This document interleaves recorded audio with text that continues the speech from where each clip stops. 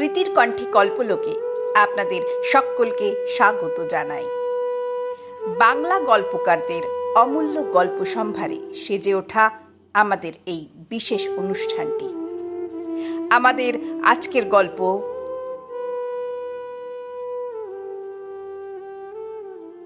গল্পকার রানু মজুমদারের গল্প হলদেটে ডায়েরির কিছু বিবর্ণ পাতা।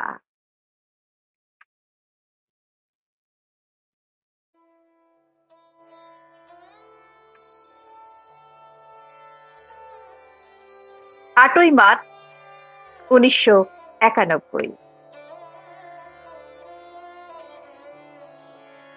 ইস, কি লজ্জা লাগছে। পলাশদা সবার সামনে কিরকম বলে উঠল, কুহু তুমি তো বেশ সুন্দরী হয়ে গেছো। ইস, কি পাগল, এইরকম করে কেউ বলে? ভীষণ লজ্জা পেয়েছি ঠিক কথা, কিন্তু সত্যি বলছি, বলেছে তো অনেকেই এমন কথা, কিন্তু পলাশদার কথায় কেমন যেন এক ঘোর লাগা কিছু ভুলতে পারছি না। আয়নায় বারবার চোখ চলে যাচ্ছে, লজ্জা করছে ভীষণ। এ মা, কাল সকালে তো আবার পলাশদার মুখোমুখি হব, কি করব তখন? দূর, কি যে করি। এখন ঘুমিয়ে পড়ি, অনেক রাত হয়েছে। 9ই মার্চ। আজ সারাদিন ভীষণ এক ভালো লাগা দিয়ে শুরু হয়েছে। রমাদির খুড়তুতো ভাই পলাশ। রমাদিরা আমাদের কোয়ার্টারের পাশের কোয়ার্টারে থাকে। রমাদির বাবা আর আমার বাবা দুজনেই রেলওয়ে কর্মরত। পাশাপাশি থাকার সুবাদে আমরা একে অপরের আপনজন হয়ে উঠেছি ভীষণ ভাবে। পলাশদারা থাকে রাঁচিতে, তার বাবাও রেল কর্মী। পলাশদা এর আগে অনেকবার রমাদির বাড়ি এসেছে, আমরা পরিচিত। কিন্তু এবার অনেক বছর পর উচ্চ মাধ্যমিক পরীক্ষা শেষ হওয়ার পর ছুটি কাটাতে এসেছে পলাশদা। সবে কলেজে ভর্তি হয়েছে, আমারও মাধ্যমিক শেষ।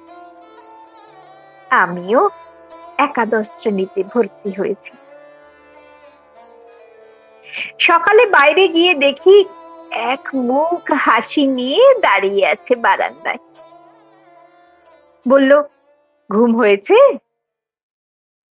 মুখে দুষ্টুমি হাসি।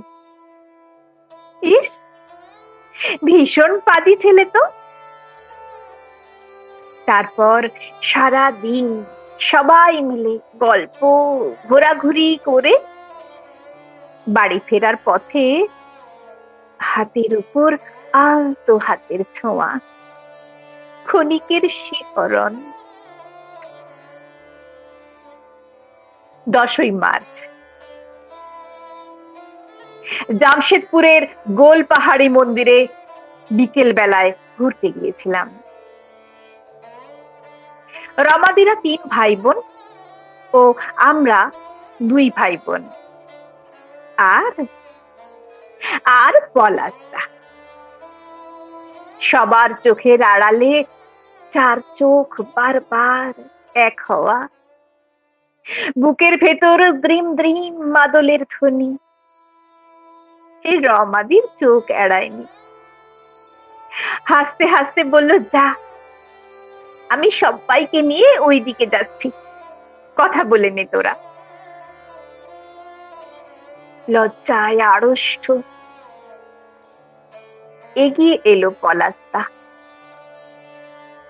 হাত ধরে বলল, ভালোবাসি তোমায়। বুকের ভেতর হাজার মাদল। জিজ্ঞেস করলাম, সত্যি? 11ই মার্চ, আজ দোলযাত্রা। সকাল থেকে হইচই, গোটা পাড়া জুড়ে আনন্দ উৎসব। পিছন থেকে বা গালে লাল আবির। পলাশদার হাতের ছোঁয়াতে এক অন্যরকম অনুভূতি, বলে বোঝাতে পারবো না। সন্ধ্যাবেলায় বাইরের উঠোনে মাদুর বিছিয়ে গানের আসর গাইলাম। নীল দিগন্তে ফুলের আগুন লাগলো, ফুলের আগুন। পলাশের দু চোখে ভালোবাসার নেশা।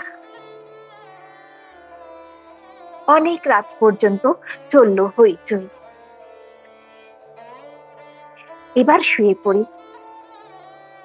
কি জানি পলাশ কি ঘুমিয়ে পড়েছে? আমার চোখে তো ঘুম আসছে না। কেন? জীবনের প্রথম প্রেমের অনুভূতি, তাই। 12ই মার্চ, আবার দেখা। রমাদির সহায়তায় একটু লুকিয়ে কথা বলা, বড়দের চোখ বাঁচিয়ে টুকটাক কথা ছোড়াছুড়ি, ভালো লাগা অনেকখানি। 13ই মার্চ, পার্কে গিয়েছিলাম আমি, রমাদি আর পলাশ। এখন যদিও দাদা বলতে নিষেধ। সেখানে শপথ নেওয়া, দুজন দুজনের জন্য অপেক্ষা করব। সবে কলেজে পড়ে সে। তার দিদির বিয়ের কথা চলছে। বড়দার প্রেমিকা আছে, কিন্তু দিদির বিয়ের আগে কিচ্ছু সম্ভব নয়। ও নিজে বাড়ির ছোট ছেলে, তাই ওর চাকরি পাওয়া এবং সব শেষে বিয়ের কথা ভাবা। একরাশ মন খারাপ। কারণ 20শে মার্চ বিকেল বেলা পলাশ রাঁচি ফিরবে। 14ই মার্চ, আমাদের বাগান থেকে একটা গোলাপ তুলে আমাকে দিয়ে বলল, এটা সব সময় কাছে রেখো, যতদিন না আমি আবার আসছি। 20শে মার্চ বিকেল বেলা পলাশ রাঁচি ফিরে গেল। মনের ভেতর অস্থিরতা, কবে আবার দেখা হবে। গোলাপটা ডায়েরির পাতার ভাঁজে রেখে দিলাম। 2রা জানুয়ারি 1992। হঠাৎ পলাশের চাকরির খবর এলো। BSF এ জয়েন করলো ও। একদিনের জন্য এসে দেখা করে গেল। বলল, তুমি অপেক্ষা করো, আমি শীঘ্রই ফিরবো। 2রা জানুয়ারি 1993। 1 বছর হয়ে গেল পলাশকে দেখিনি। চিঠির আদান প্রদান সম্ভব হয়নি বড়দের ভয়ে। কখনো কখনো রমাদির খামে এক টুকরো চিঠি, বেঁচে থাকার স্বপ্ন। চিঠির বাজে পলাশের স্পর্শ অনুভব করতাম। চিঠির বাজে।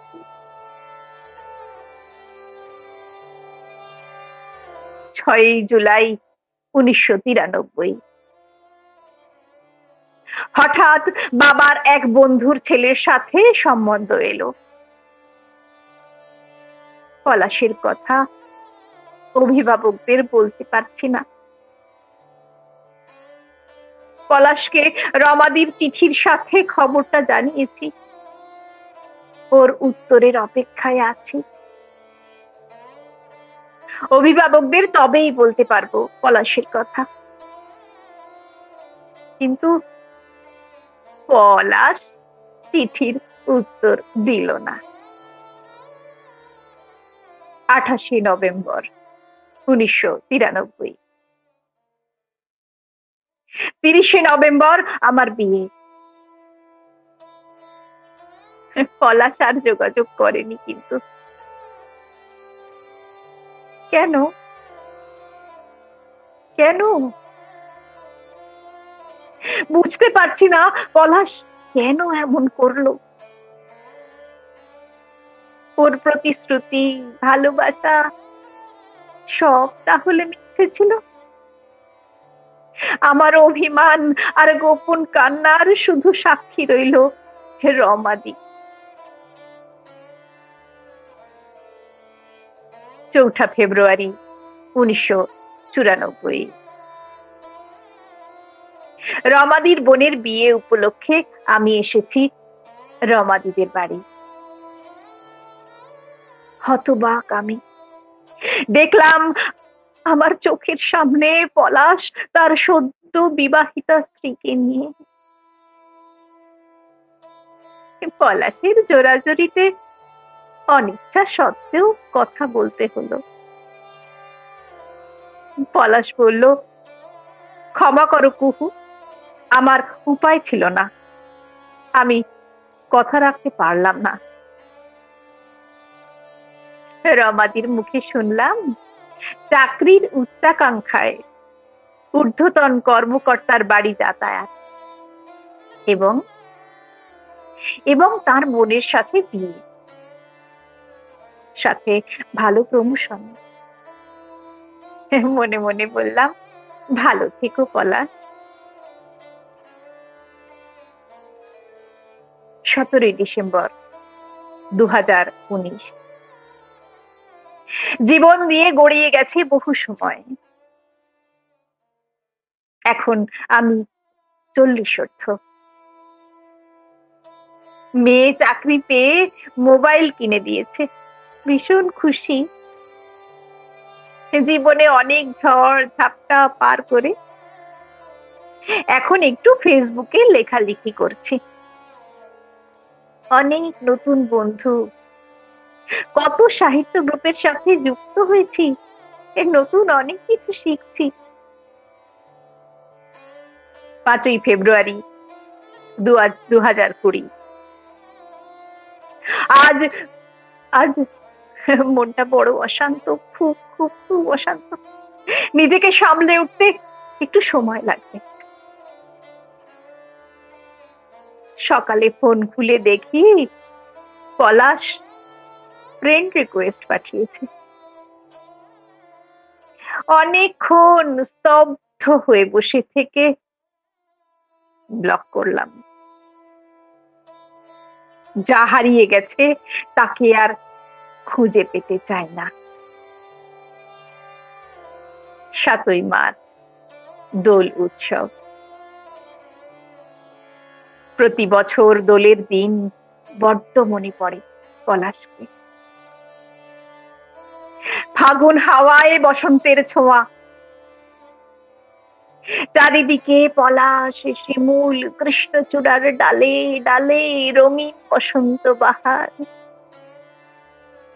ছুঁয়ে যায় একটা অনুভূতির স্পর্শ। ভালোবাসার অপর নাম বিশ্বাস, নির্ভরতা, একে অপরের প্রতি শ্রদ্ধা, সম্মান। আর সারাটা জীবন দুজন দুজনের হাত শক্ত করে ধরে রাখা। তবে ভালোবাসা মরে না কোনোদিন। আমার মনের গভীরে এখনো এক কোণে রয়ে গেছে পলাশ। যেখানে আছে সেখানেই ভালো থাকুক প্রার্থনা করি কায় মনোবাক্যে। কারণ এখন সব কিছু জুড়ে রয়েছে আমার সন্তানের পিতা, আমার বিশ্বাস ও ভরসার হাত, আমার স্বামী। প্রেশারটা আজ একটু বেড়েছে, ওষুধ খেয়ে শুয়ে পড়বো, অনেক রাত হয়ে গেছে। আবার আগামীকাল